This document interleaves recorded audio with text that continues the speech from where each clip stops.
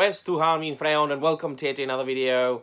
This video is actually a response to some of the comments that appeared under some of my previous videos, and it seems to me that people are desperately grasping for the thinnest and the slimmest branches they can.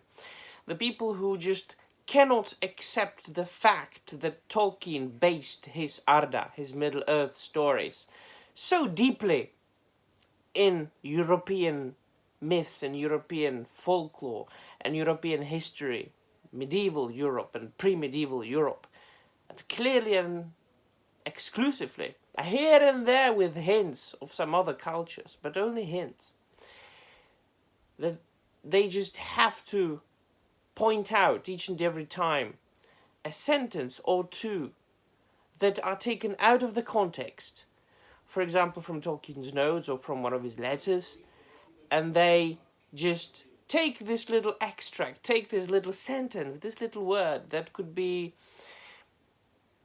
really explained in one way or another, that could be analyzed one way or another, that could be interpreted in any way you so desire.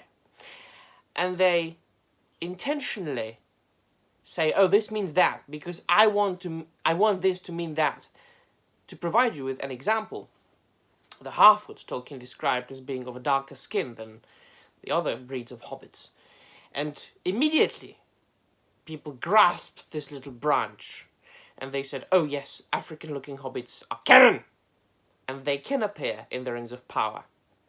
Well, I always say that in Europe, in the medieval and pre-medieval Europe, 100% of the native population was Caucasian.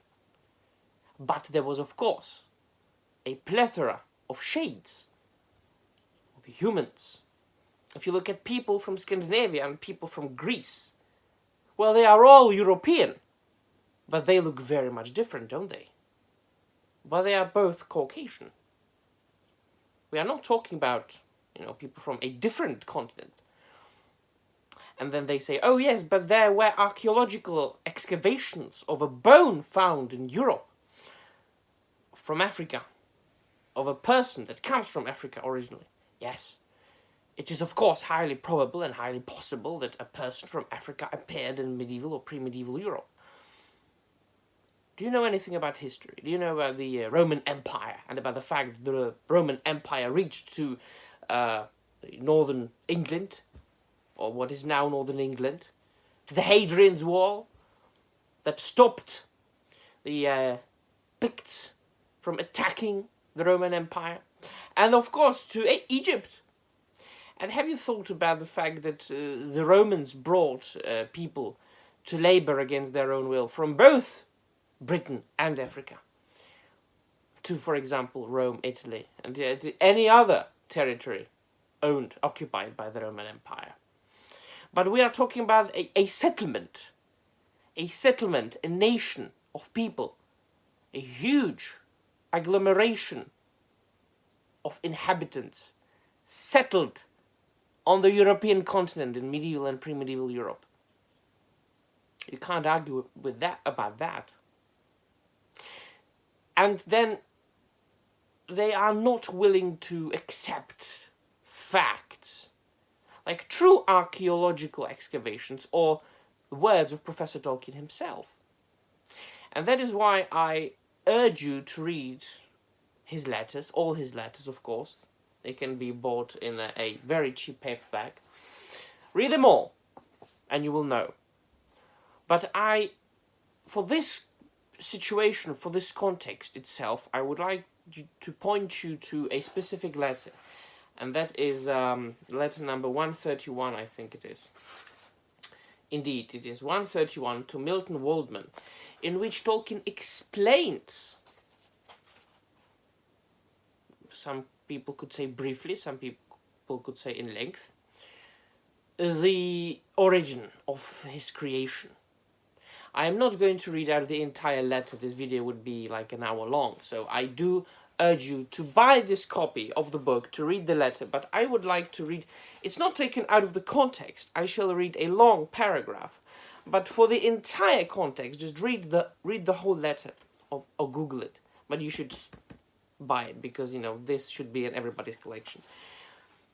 Of the origin of Middle-earth, or really the, Tolkien's creations, Arda, why he wrote it, why he created it, and what he based it on. I have always been seeking material, things of a certain tone and air, and not simple knowledge. Also, and here I hope I shall not sound absurd, I was from early days grieved by the poverty of my own beloved country. It had no stories of its own, bound up with its tongue and soil, not of the quality that I sought and found as an ingredient in legends of other lands. There was Greek and Celtic and Romance, Germanic, Scandinavian and Finnish, which greatly affected me, but nothing English, save impoverished chapbooks stuff. Of course, there was and is all the Arthurian world, but powerful as it is imperfectly naturalized, associated with the soil of Britain, but not with English, and does not replace what I felt to be missing. For one thing, its fairy is too lavish and fantastical, incoherent and repetitive. For another and more important thing, it is involved in and explicitly contains the Christian religion. For reasons which I will not elaborate, that seems to me fatal. Myth and fairy story must, as all art, reflect and contain in solution elements of moral and religious truth or error, but not explicit, not in the known form of the primary real world. I am speaking, of course, of our present situation, not of ancient pagan, pre-Christian days. And I will not repeat what I tried to say in my essay, which you read. By this he refers to his on fairy story essay, which I do recommend you read. Do not laugh, but once upon a time, my crest has long since fallen, I had a mind to make a body of more or less connected legend, ranging from the large and cosmogonic to the level of romantic fairy story, the larger founded on the lesser in contact with the earth, the lesser drawing splendor from the vast backcloths, which I could dedicate simply to England, to my country.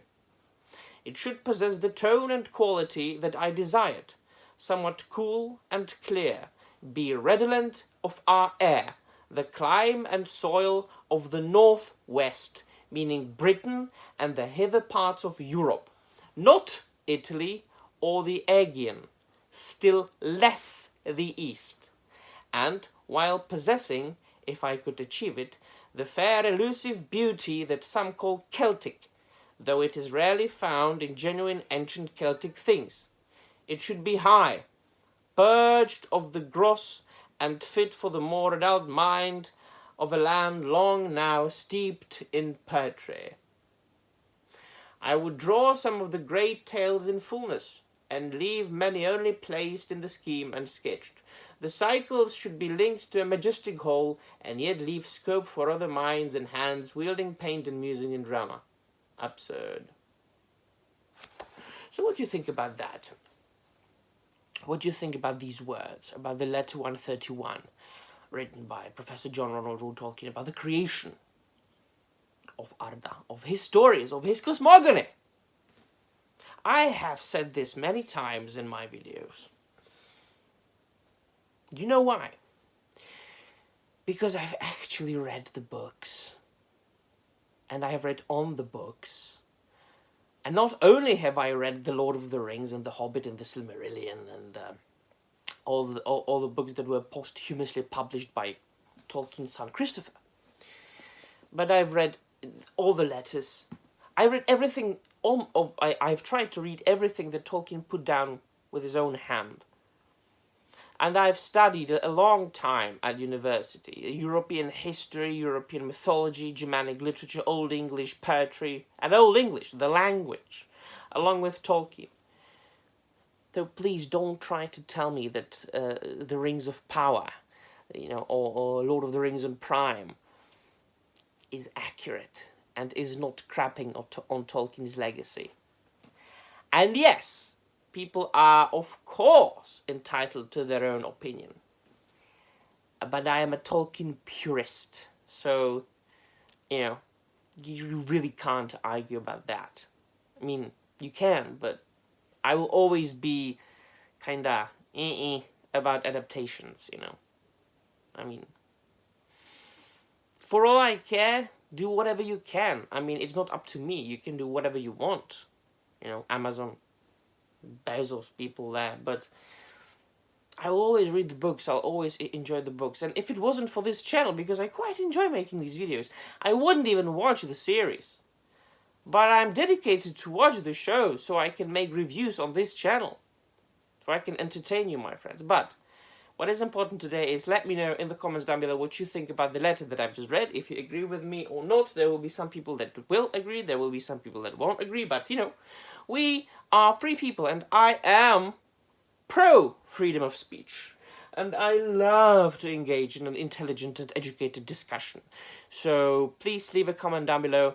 And if you haven't done yet and are a Tolkien fan and a Tolkien purist such as myself, please don't forget to, as all this... Wait, I'm going to do the bit, right? I'm going to do the bit. The bit that the YouTubers do. Don't forget to subscribe to this channel, like this video, and hit that bell for notifications. Oh yes. Oh my. Alright. Thank you very much for watching, and the Marie.